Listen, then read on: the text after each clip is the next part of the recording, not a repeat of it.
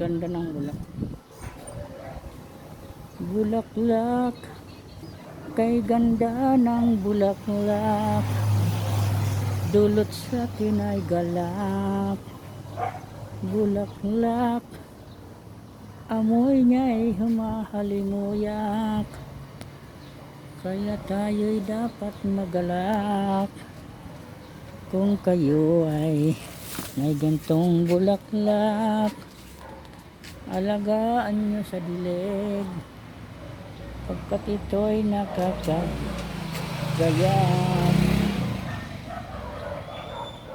Hello, what's up everyone? Isang mapagpalang umaga sa inyong lahat, mahal kong kababayan, Luzon, Visayas, Mindanao at sa buong Philippine Archipelago.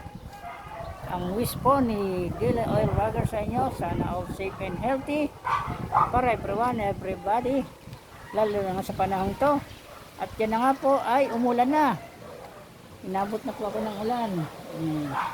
Medyo maulan yata ang ating mahal na araw. Huwag naman po.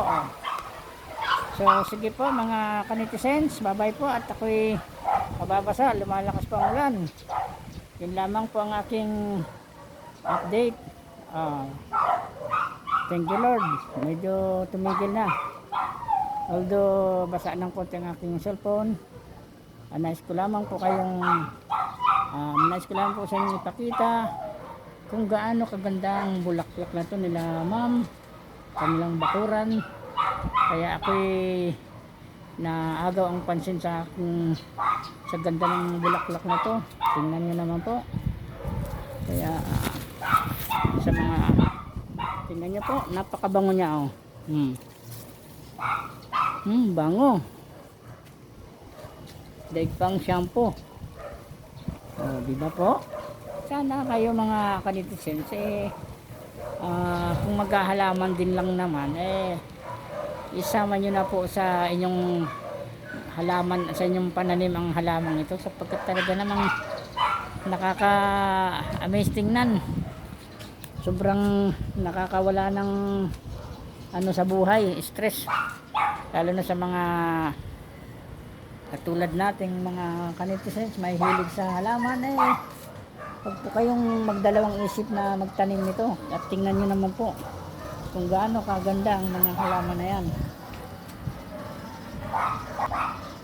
Yan po magmula sa baba hanggang taas po yan, napakaraming bulaklak nyan.